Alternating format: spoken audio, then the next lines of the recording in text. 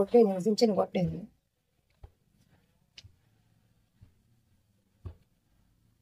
పెట్టు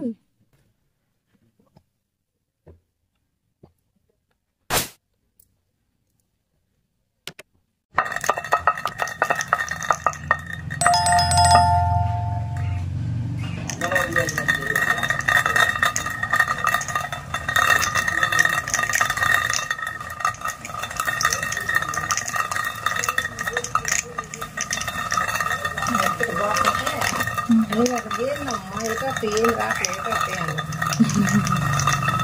ఉండమ్మ కాసేపు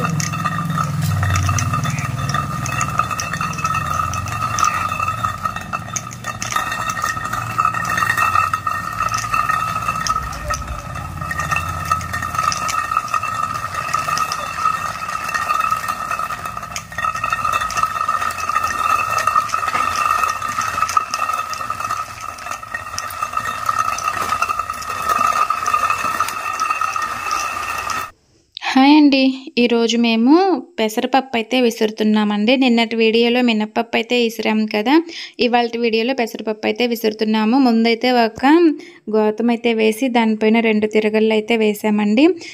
మనం తిరగలకి మధ్యలో కన్ను ఉంటుంది కదా, 3 కళ్ళు, ఒక కన్నుకైతే క్లాత్ పెట్టాలన్నమాట. పెట్టేసిన తర్వాత ఇంక ఇలా విసిరామంటే చక్కగా మనకి పప్పులాగైతే పడతాయండి పెసరపప్పు.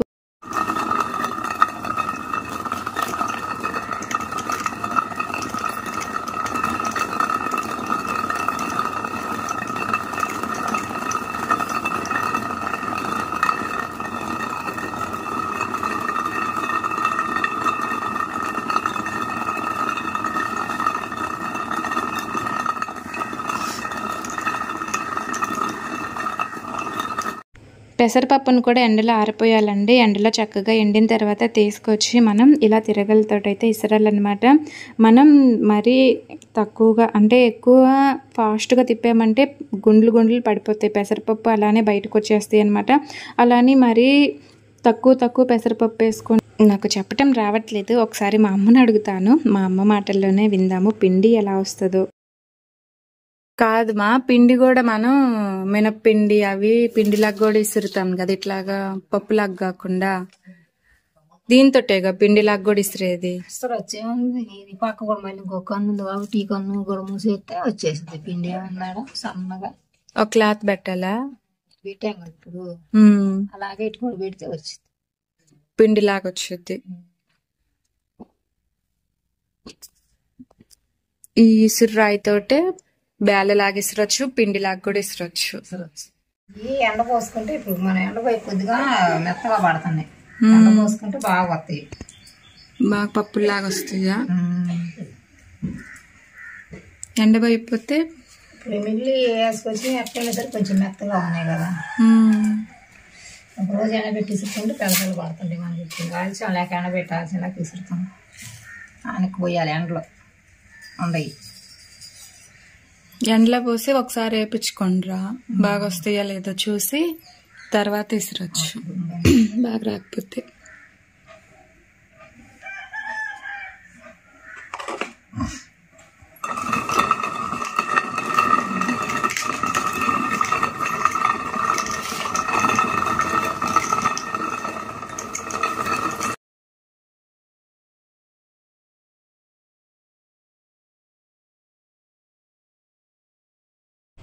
ఇలా ఇసరాలంటే కష్టంగా ఉంది, అందుకని మిషన్ దగ్గరికి వెళ్ళి కొన్ని తీసుకెళ్ళి ఎలా వస్తుంది ఏంటి అనేది చూడమా అని అయితే చెప్తున్నాను అనమాట. బేలలాగా వస్తేనేమో వద్దులే, ఇలా పప్పులాగా చక్కగా వస్తేనేమో వేయించుకొని వద్దాం, మిగతాయి కూడా అయితే చెప్తున్నాము. ఫస్ట్ అయితే ఇలా కొన్ని ఇసురుతున్నామండి, ఒక 4 మానికలు అనమాట.